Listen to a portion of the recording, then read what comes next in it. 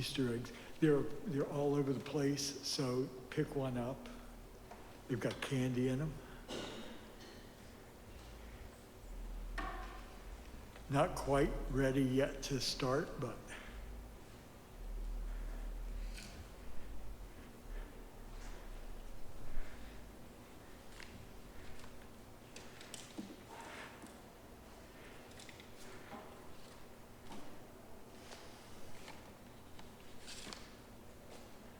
getting there.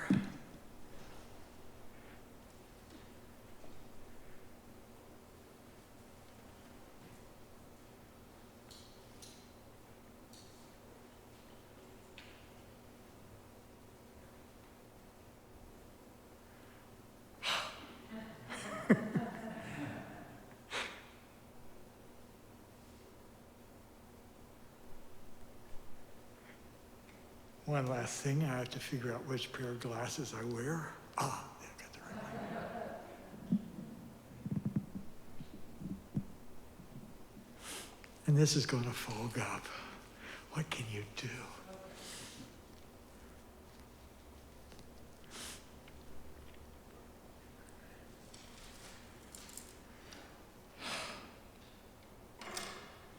Take them off. That's what you do.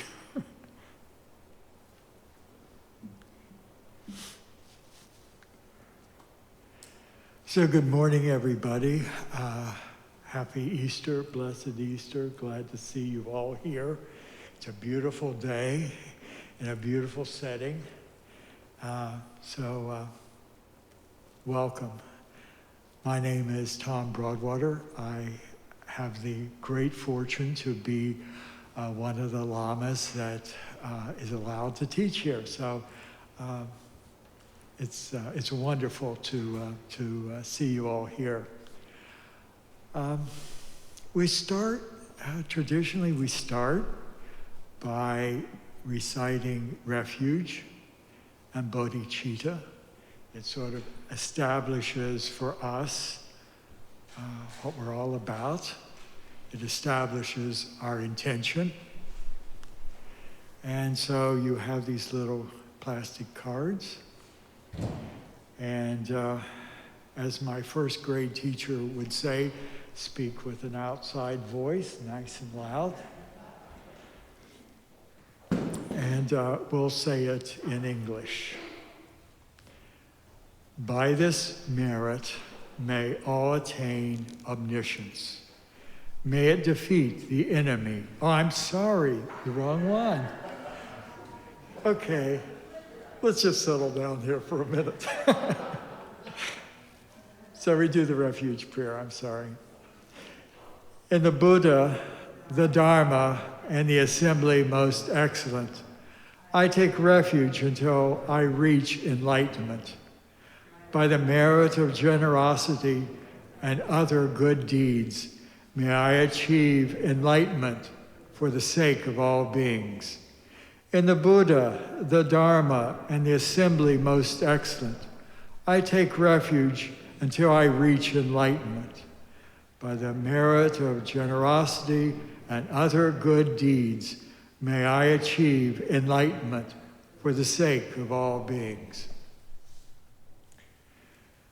So again, welcome.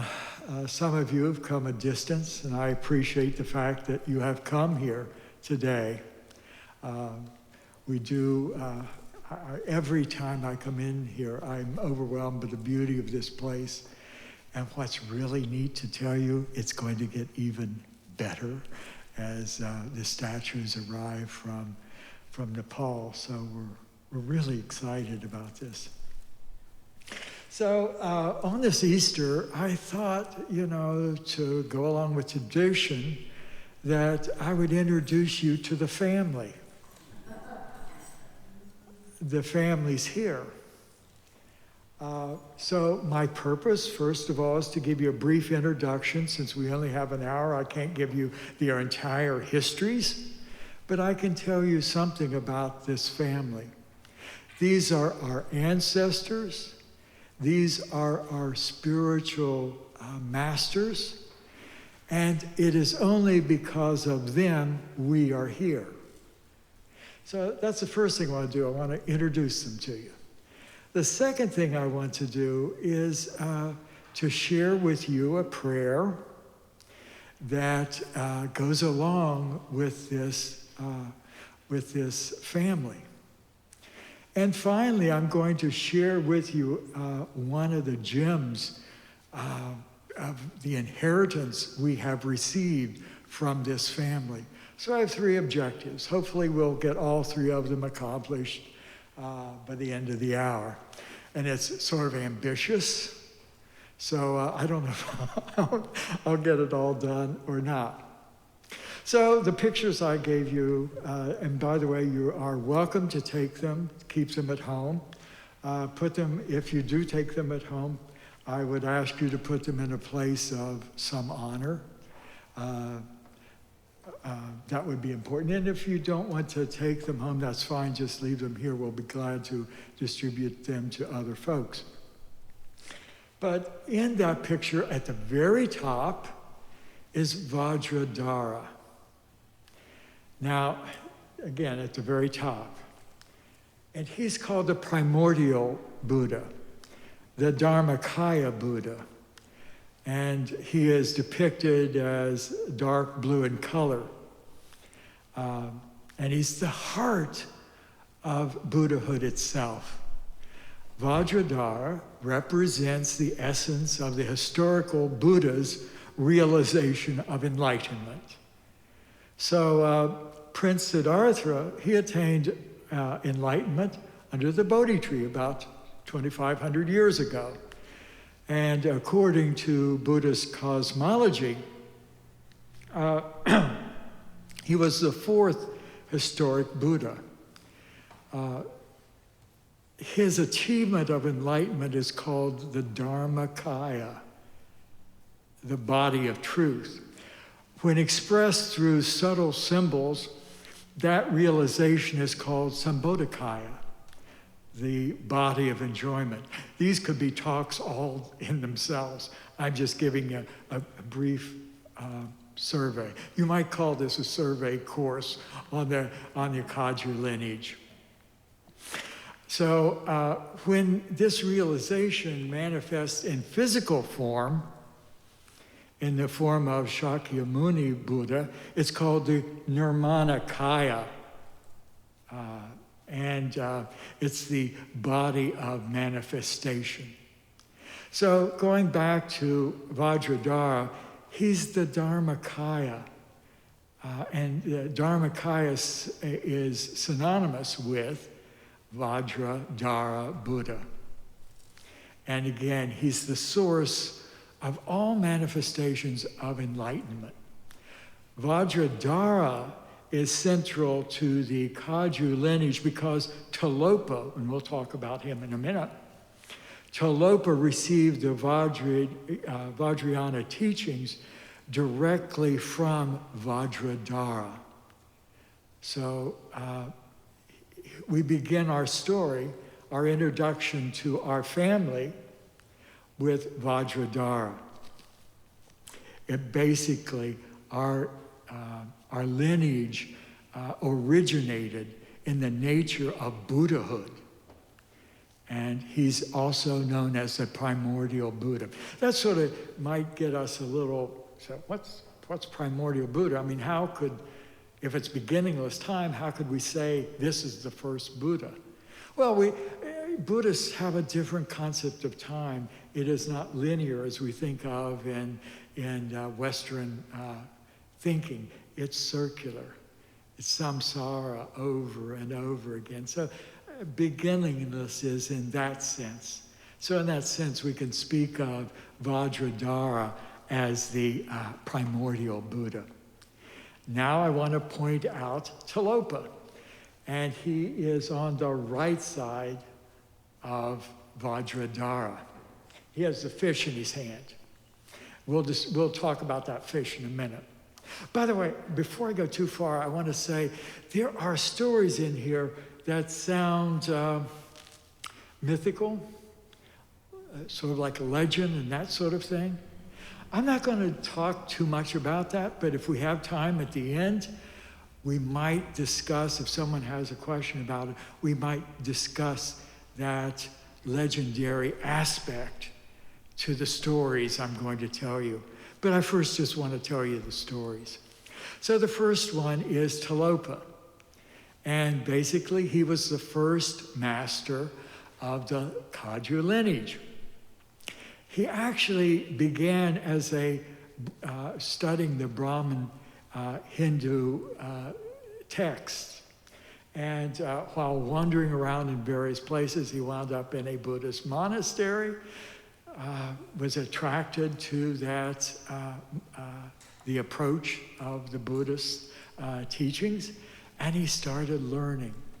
And he had a great desire to learn everything that the Buddha said and did. And during this time of study, he actually developed visions.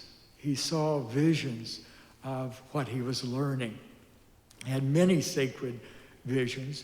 And during this time, he also gained great accomplishments. And the word accomplishment is siddhi, an accomplishment of some sort, generally based upon his meditation qualities.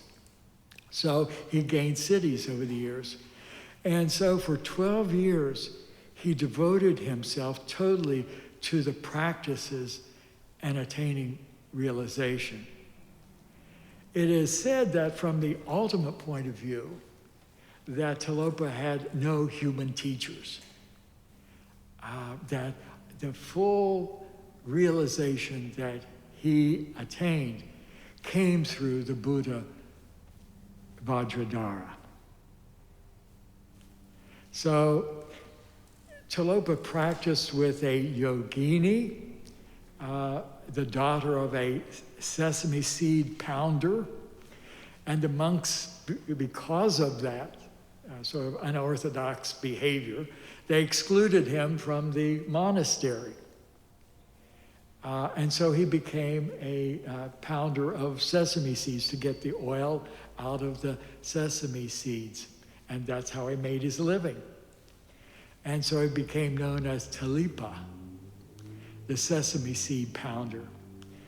Also during this time, he received teachings from Dakinis in the land of Odayana. And another thing that sometimes you have relatives you don't always want to tell their entire story about. You know, we have these. Well, according to the story, Talopa actually worked in a brothel. And he worked with a prostitute by the name of Darima. And he attained great Mahamudra realization through practicing in this situation. That might be a scandal for some people, but it's a part of our lineage. It's a part of the story of our lineage. And all during this time, he developed a great deal of diligence in his practice of Mahamudra. Let me explain just a little bit about what Mahamudra is. It's both a practice and it is the state of mind where we recognize the nature of our mind. So it's both of those things. So he, through practice, recognized the nature of his mind. And as I'm sure you all learned from beginning in your classes downstairs, that the nature of our mind is Buddha nature. So he realized that. So he passed this on to different individuals, his realization, and he did it in songs. They're beautiful songs that he sang. In fact, when he taught, oftentimes he would go into villages and he and his consort would be above the village, and the villagers would ask questions and he would answer from above in song. So that's a part of the story. And so after doing this for many, many years and guiding disciples, he departed from this world, leaving no physical body. By the way, all this is called the Golden Rosary. And it goes from Vajradhara down to this present age with the Karmapa. And they call it the Golden Rosary because it is golden. It is a beautiful teachings. And it's a rosary because each one is linked to the next. Lineage is terribly important in our Kagyu lineage. And it's not just what is being said, but the realization that is passed from the teacher down to the student. So it's both those things that are terribly important. So from Vajradhara to Talopa, and then on down, there's this unbroken rosary of teaching and realization. So Talopa was passing that on down, and the next person he passed it down to was Naropa, who is on the other side of the picture you have in hand. And he, Naropa, was another great Indian Mahasiddha. In fact, he was a master of Mahamudra and Tantra. Tantra are those teachings, let's make it real simple here, deity practice. It is those deity practices that he learned and became very accomplished in. And again, he received all those teachings from Talopa, and they were transmitted then further down the line to Marpa. And Marpa's the big guy in the picture. Formidable looking character, isn't he? and they say he was very formidable in his approach, and we'll see that in a minute. So going back to Naropa, he was what is called a Tirtika Pandit, which is a scholar of non-Buddhist teachings. And he was also, according to the stories that I have read, he was practicing the tantras of Hinduism. But later on, he became interested in Buddhist teaching and tradition and became actually an ordained monk. In fact, he became one of the most learned panditas in Bodhidharma. And for this accomplishment, he actually was made like you could call him a university president. And they stationed him on the as a northern gatekeeper, they called, in Nalanda, which was a university in India. And he taught there. And he became one of the well-known abbots of the time. And again, he practiced Vajrayana tantric meditation. One of the chief ones that he practiced was called Chakra Samvara. It's not something we do here normally. It's more often done in retreat. But he did that practice every night. To tell you something about that, that may have taken him a couple of hours to complete, and he did it every night. What I'm trying to also convey to you here is the absolute diligence these people that our masters had. Something we can't do. I mean, let's be honest, we can't do that. But watching and looking at them, we can be inspired by what they did.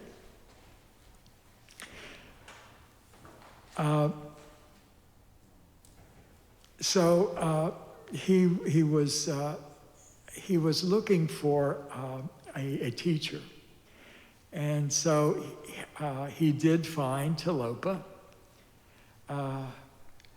Finally, it was a hard job to try to find him, but he found Talopa, and it was actually in a monastery kitchen that he found Talopa. This is the story. And Talopa came to the kitchen as a filthy old man. And he roasted fish alive in the monastery. And the monks were horrified, as was Naropa. I mean, they said, what's going on here?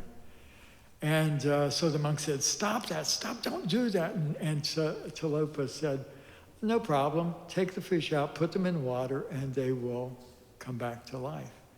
Sure enough, the monks did that, and sure enough, the fish came back to life.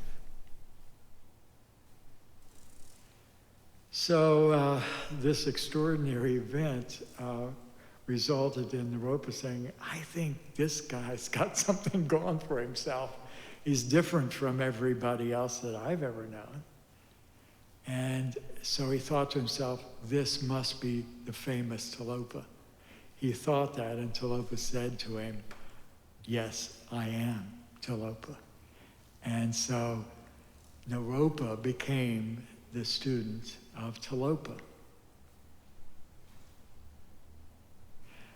I won't go into all of them, but as a student of Talopa, Naropa went through all kinds of trials, really crazy stuff. For example, I'll give you one example.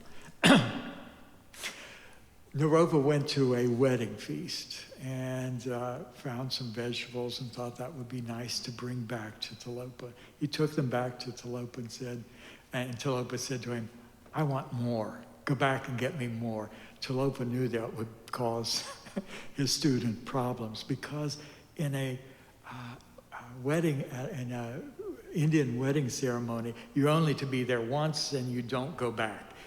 Well, Talopa went back, stole some vegetables. The others saw him doing this, beat him to a pulp. And this was the kind of thing that Talopa put Naropa through time after time after time. You and I would get discouraged about that. That's not what happened to him.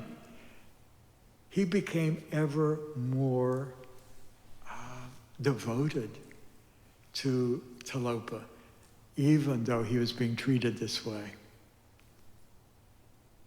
So in that respect, you could say Naropa served his guru, his teacher. And he stayed with Talopa for 12 years. Throughout this talk, I used the phrase 12 years. It could mean a long time, just a long time. But the stories always say 12 years. So one of the other things that's really interesting here is that Talopa never spoke a single good word to his student. Never, he made him work for what he did. And I think it's also based upon the fact that we can be very prideful.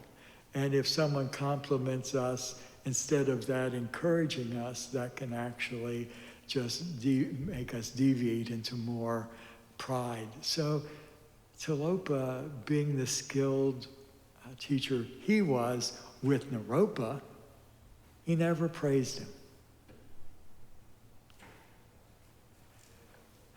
Here's another legend that is told about this relationship. One time, Talopa wanted Naropa to make a mandala offering to him. A mandala offering, to make it very simple, is an offering of gratitude, of love, of generosity, and in this case, to his teacher. And Naropa said, I don't have anything to give you that would be worthy of an offering to you. And he said, you have blood and you have fingers. One of the gifts that we sometimes give to our gurus is flowers. So he said, you have blood and you have fingers. So Naropa cut off all of his fingers, bled, arranged the fingers in the form of a flower and offered it to Talopa. And Talopa's response to him was to take out a shoe and hit him over the head He was unconscious as a result of that. And when he woke up, guess what? He understood reality as it really was. That's the story that is told about Talopa Naropa. Now let's go on to Naropa. Excuse me, let's go on to Marpa. He's in the middle there. By the way, in your packet, you have a piece of yellow paper and you have a pencil. And if at any time you could sort of call this an idea catcher.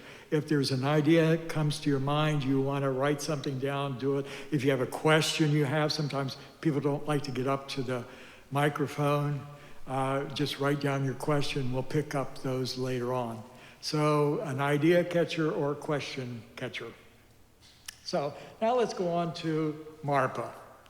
He's called Choni Lodro, Marpa Choni Lodro. I don't speak Tibetan. I have to be honest with you. By the way, it really is important that I be honest with you. One time there was a Lama, an American Lama, went to the Dalai Lama and said, how do I bridge the gap between who I am and what I'm talking about? The Dalai Lama did not understand that question. So the fellow asked it again. What do I do between the distance that I feel between who I am and what I'm talking about? And the Dalai Lama said, you don't teach. The point being, if I'm up here telling you I taught or I understood Tibetan, I shouldn't be up here. I don't speak Tibetan. But anyway, Marpa, his name was also Choni Lodro, which means intelligence of the Dharma. And he was born to a well-to-do family. He began studying at a young age. They said he was wild. Well, all the teachers that I have ever been taught by said they were wild children. But apparently, Marpa really was a pretty wild kid. But anyway, his dad taught him different medical arts. And he actually mastered them. It is said that he had about 20 different doctors teaching him how to be a good physician. So it was like that. Also, at a very young age, he learned the Sanskrit language. And finally, he decided to travel to India to study. And he wanted to study the Dharma. So he went to India. You know, we don't really understand how big of an ordeal that might have been to go that distance. And he went there 3 times. And he went a number of times to Nepal. I'll give you just a little example. Some years ago, I had the privilege of going with Khenpo Kagyu Rinpoche to Tibet. And it can be very cold, and it can be very, very hot. They warned us when we were on tour. He said, make sure you put lots of sunscreen on. And I did, except around up here on my eyelids. And they were scorched for about 3 weeks. The sun at that level is so intense. So I'm telling you this to underscore the fact that going from Tibet to India was no small deal. And Marpa went there 3 times.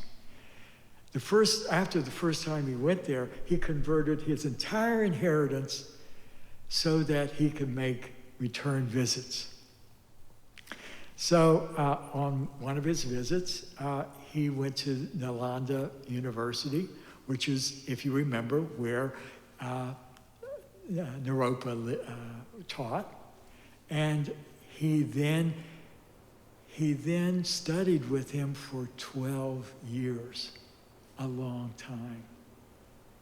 And he took what's called abhishekas, which are empowerments to be able to actually do some of the practices. He got instructions. In addition to Naropa,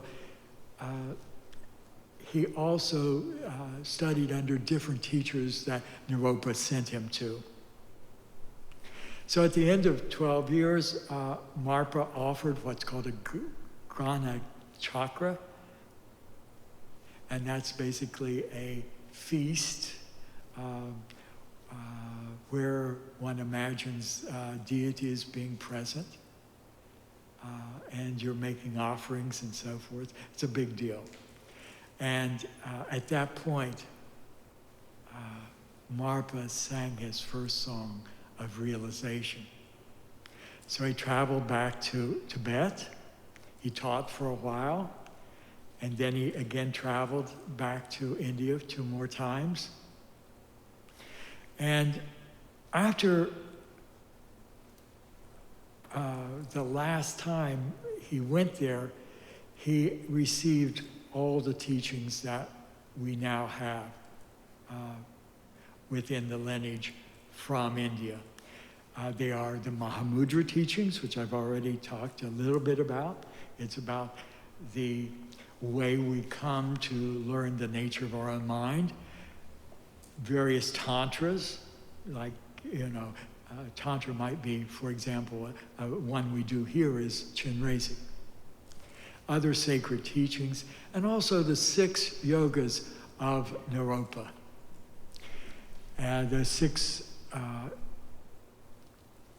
yogas are generally taught within the setting of a retreat. It's like this. You're not going to learn brain surgery while mowing your grass.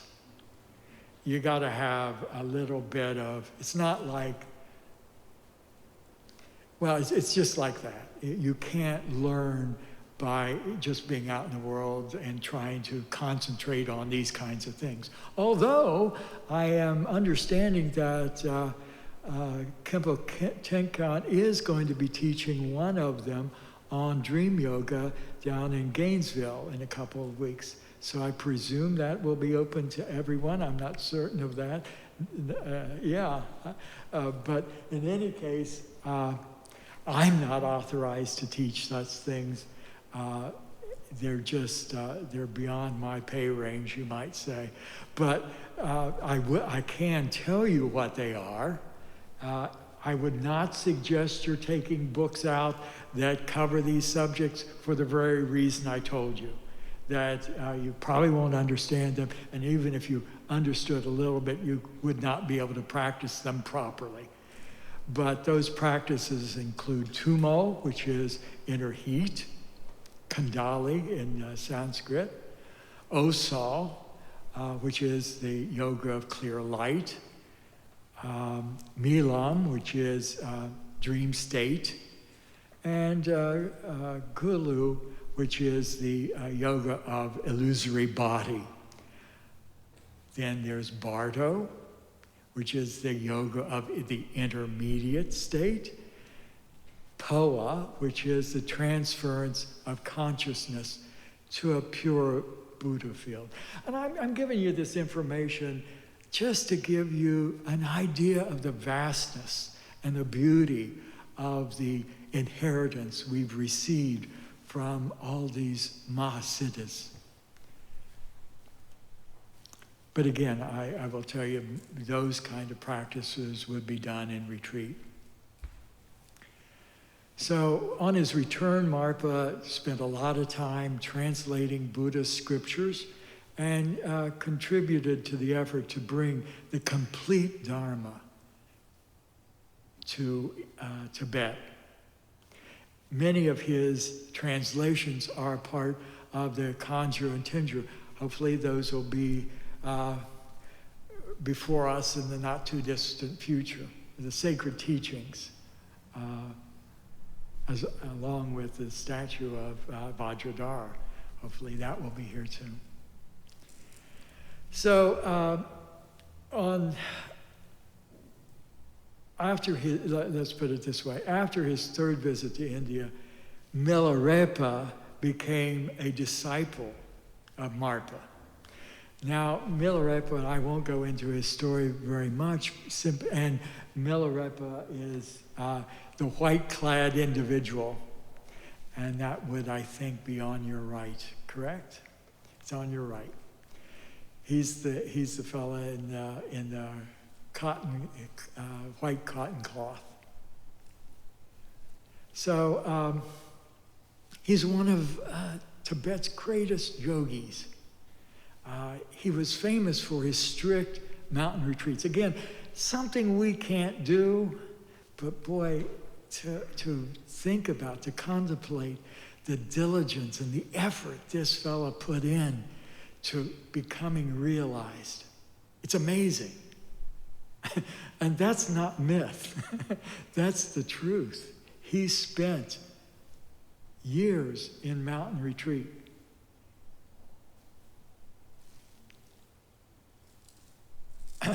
So the story, and I'll be very brief, the story is when he was very young, his father died, and his inheritance went to his uncle and not to his mother. His mother was very angry and resentful of that, and the townspeople treated them very badly. And in fact, his uncle sort of enslaved him. And his mother, in resentment, sent Milarepa off to learn black magic.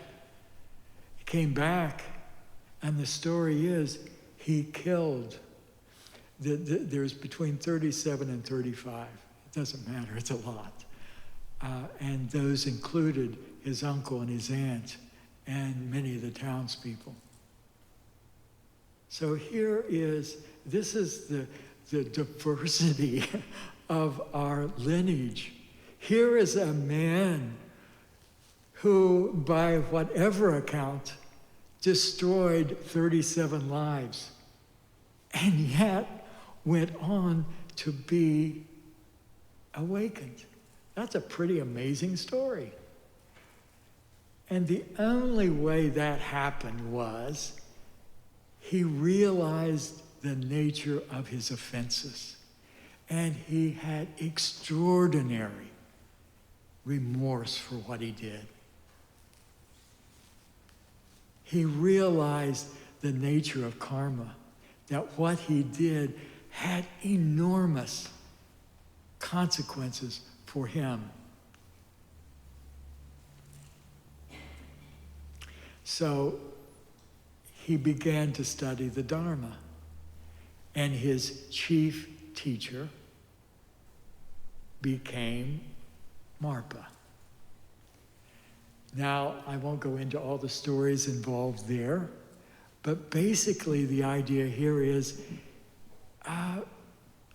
Marpa knew his student and knew him well, and knew he had to put him through all kinds of ordeals to purify the karma of all those things he had done in the past. One of the things he made him do was build a tower and build different towers across, and then tear them up. He'd say, go build that. He'd go build it. And he'd say, okay, now go back and tear it down. And over again. These were the trials and the tests that Marpa put Milarepa through.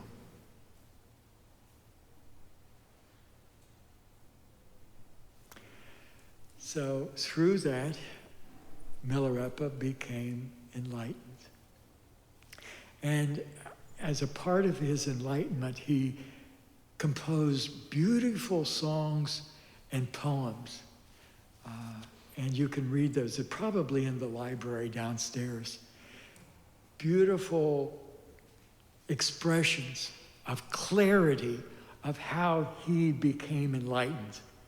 So I recommend you're going through this. In fact, someone told me last week that's their current practice, is taking those songs out reading them, contemplating them, and then meditating on them. So it's pretty cool. So then we're going down further. Now we're going to Gampopa. He's the guy in the red hat. I sound a little disrespectful. I shouldn't say it that way. He's the enlightened being with the red hat. So Gampopa studied medical sciences, and he received training as a physician. And as I said before, he trained under various doctors.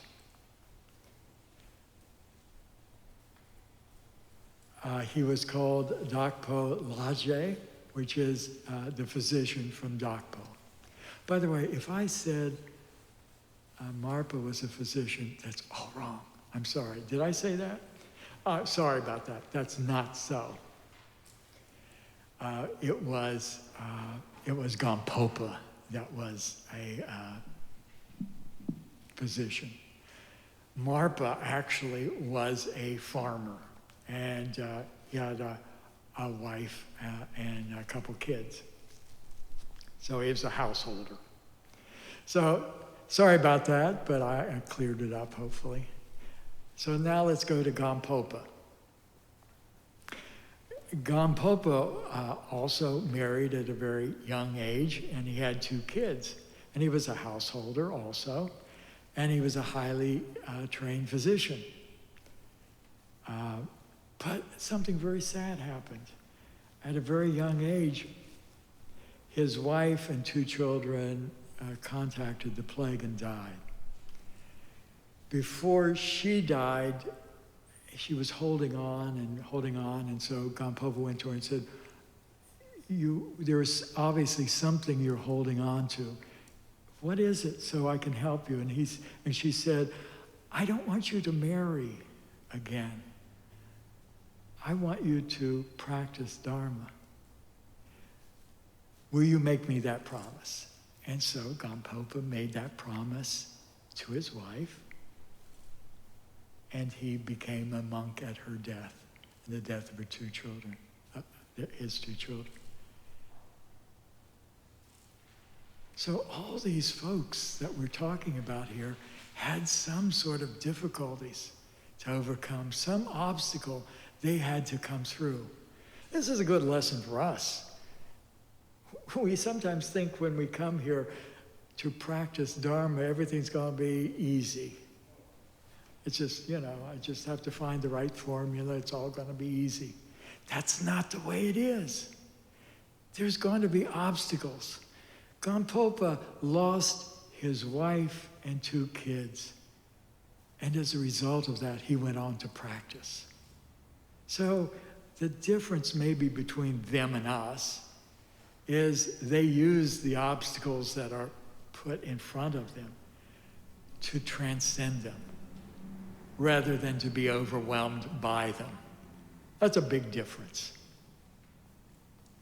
So anyway, at the age of 25, Gampopa received full monastic ordination, and at the age of 28, he also received Kadampa teachings. Basically, those are some of those teachings are the teachings of Atisha, Lojong, Tonglen, those kind of teachings. He received those. And the reason I'm bringing that to your attention is Gampopa brought those into our tradition. If it had not been for Gampopa, we would not have the Lojong teachings. So anyway, learning of the great reputation of Milarepa, he went to find Milarepa, and he did. And he studied under him for a very long time.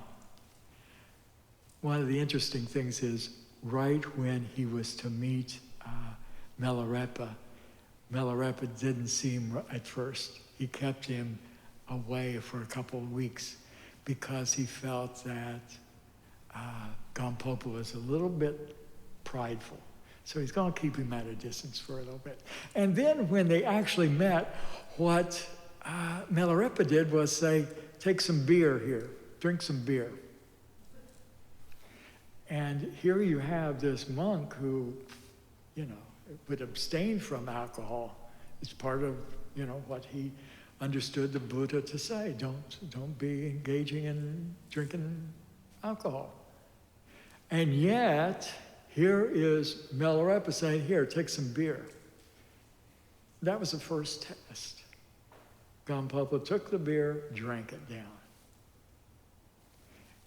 And because of that, Milarepa knew that whatever instructions he gave his student was going to carry it out. So these teachers use what we would consider pretty unorthodox ways of teaching to make the minds of their students more open. There's a great deal of beauty in the monastic way of life. But Milarepa said, to be a teacher within this lineage, you're going to have a mind bigger than that. It's not just all about monasteries out there. It's real people here in this world. And that's what Milarepa taught Gampopa.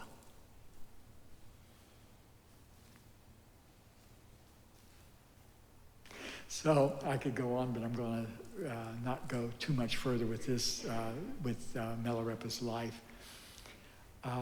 Lama Cathy, how much time we got here? We're at 17 minutes past the hour.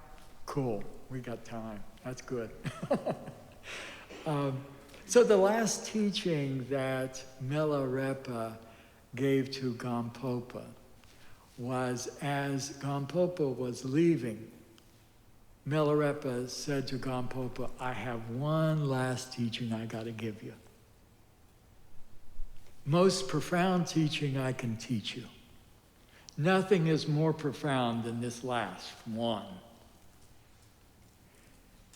And Gampopa was pretty excited about this.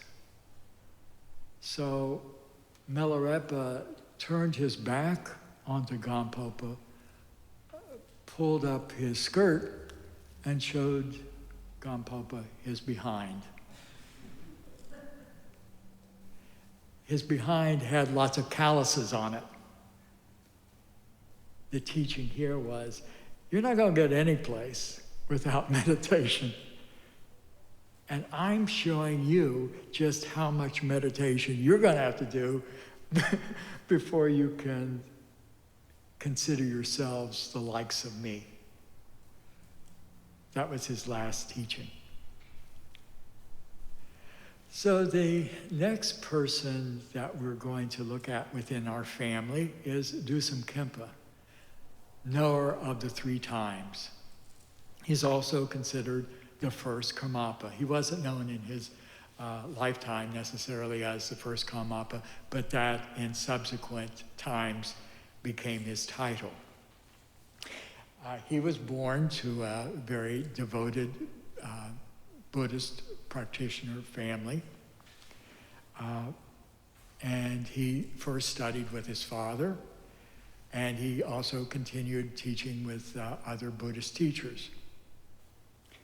Now, this is a story not always told in all the stories, but in this story it is told that he murdered the fiancée of his ex-girlfriend. Diverse group here. And again, the point is, there are many points here, but the one point that I would share with you is that no matter what you've done before you entered these doors, if you practice with diligence and devotion, you'll make progress. These folks, their diligence was far beyond what we'll ever have. But that's not to say that what we do cannot make us better people. And that's the point. So there, in our family tree, there are people that murdered people by black magic. There are people there, however, that did great deeds. Simply because they recognized the nature of karma and through their practice overcame it. So we don't have a lot of time left. 10 minutes. So the prayer you have there, by the way, I don't have one. Well, let's see, maybe I do.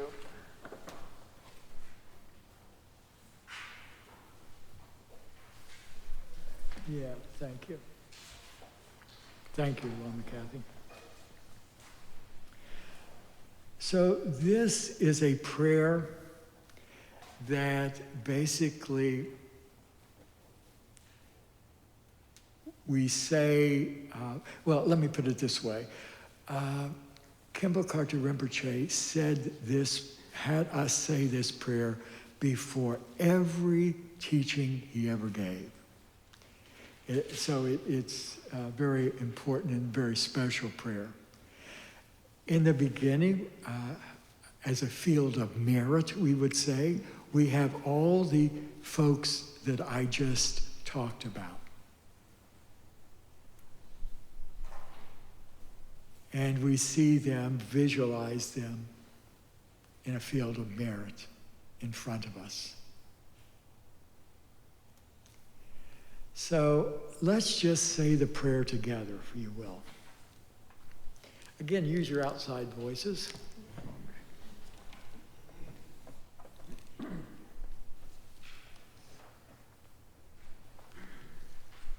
have to keep trying which glasses to say. Okay. Great Vajradhara, Talopa, Naropa, Marpa, Mila, Lord of the Dharma Gampopa, knower of the 3 times omniscient Karmapa, holder of the 4 elder and 8 later lineages, the Drigo, Taklun, Sapa, glorious Drupa, and the rest, masters of the profound path of Mahamudra, the Dakpo Kagyu, the unequaled protectors of beings, I supplicate you, Kagyu Gurus. I hold your lineage. Bless me to follow your example. Revulsion is the legs of meditation, it is taught. To this meditator who is without craving for food and wealth and who cuts all ties to this life, grant your blessing to be free of attachment to gain and fame. Devotion is the head of meditation, it is taught. To this meditator who continually prays to the Guru, who opens the door to the treasury of oral instructions, grant your blessing that uncontrived devotion may arise. Non-distraction is the body of meditation, it is taught. To this meditator who rests directly without altering the fresh essence of whatever thought that arises, grant your blessing that meditation be free from intellect. The essence of thought is Dharmakaya, it is taught. It is no thing, yet arises as everything. To the meditator who appears in this unceasing play, grant your blessing to realize the inseparability of samsara and nirvana. Never parting from the true Guru in all our lives, may I enjoy the splendor of the Dharma, perfect the qualities of the levels and paths, and swiftly attain the state of Vajradhara.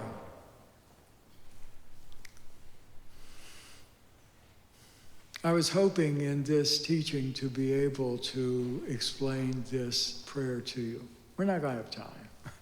It's far too profound for me to give a cursory view of it.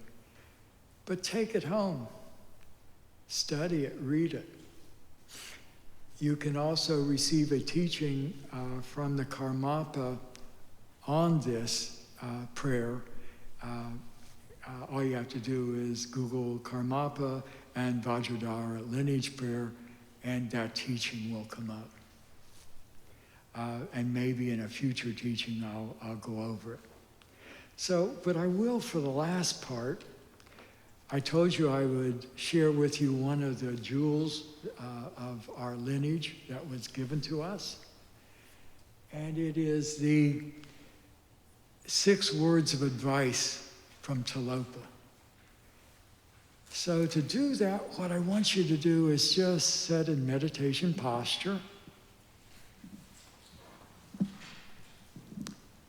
And we'll just do shamatha for a few minutes.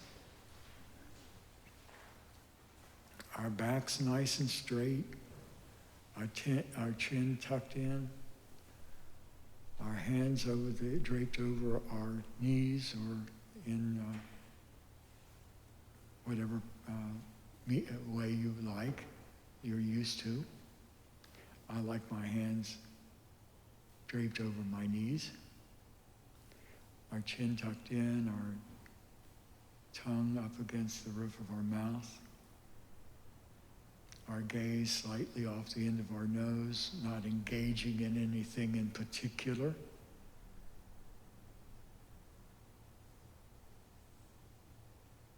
And further, our technique is to put our awareness on our breath, simply observing our breath coming in and going out.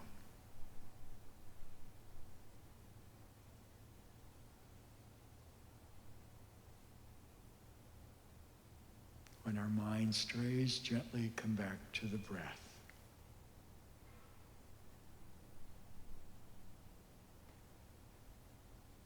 The object of our meditation is our breath. Natural, gentle, flowing in and flowing out.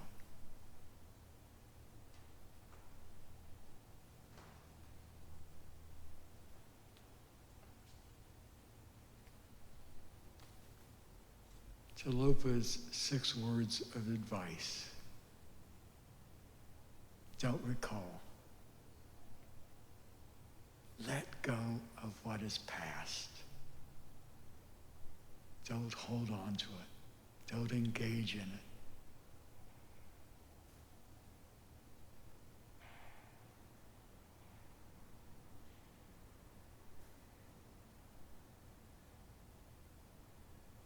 His 2nd words of advice, don't imagine.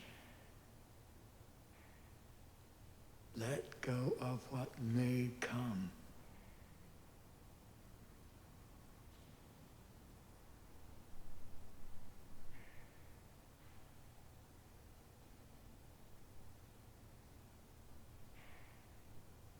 Then he said, don't think. Let go of what's happening right now.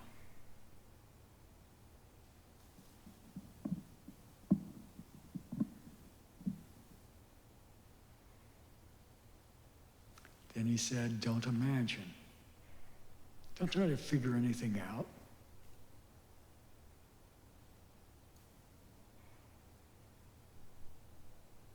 It's okay. You don't have to figure anything out here. Let go of trying to figure things out.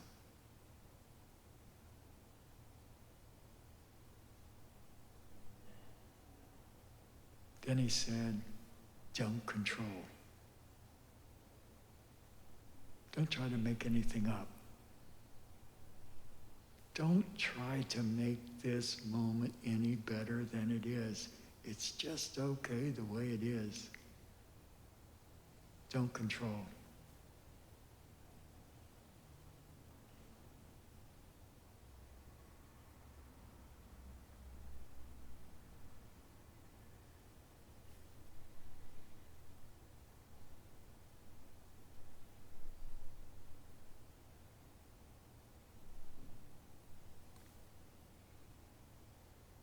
Then he said, rest.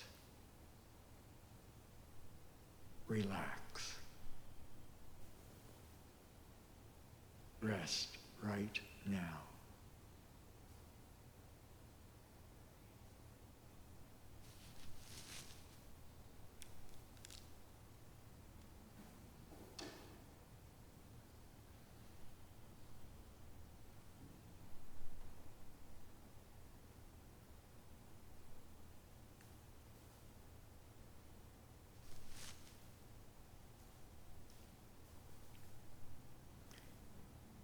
And if your mind strays from resting, go back to the breath.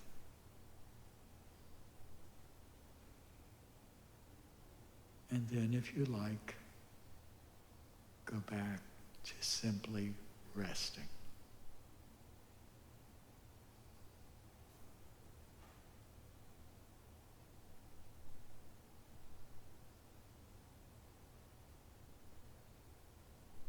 Rest.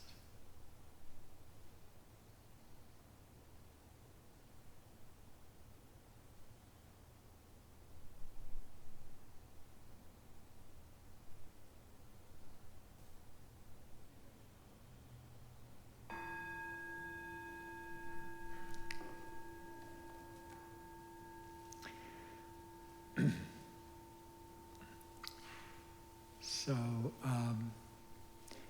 we have maybe, the time may be up, but I would like to have time for questions. If anyone would like to raise a question, maybe you wrote it down on a piece of paper, or some thoughts. Why don't you come up here? I'll give you the microphone. Oh, you got one. Hey, I just had more of a technical question. So were Talopa and Naropa in India, and then Marpa, Milarepa, Gampopa, and so forth were in Tibet? I'm sorry?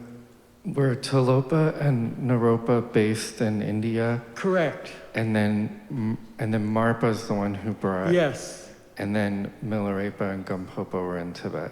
Yes. Okay. Yeah. Did I confuse you? No, I just was confirming. Yeah. I apologize about saying that Marpa was the physician. I got confused. Oh, no. Okay. It was clear. Okay. My other question was the two at the bottom, on the bottom left and the bottom right. Oh, okay. Yeah. On the right is Vajrayogini, and on the left is Mahakala. Mahakala is a protector of the lineage, so it's very appropriate that he's there. Vajrayogini, in different stories or different ways of looking at her, she is the mother of all Buddhas. So she has a place there. One of the things I would say also about this is you see the absence of women, right? But many of these masters had teachers who were their consorts and women. Dakinis were also their teachers. So the untold story of women in Dharma is maybe a talk that could come up in the future. Because obviously in Tibet at the time it was a patriarchal society. And women were not always, in the stories subsequently told, given the place they actually had within the Dharma. Anybody, anything else? Okay. So let's do the dedication of merit.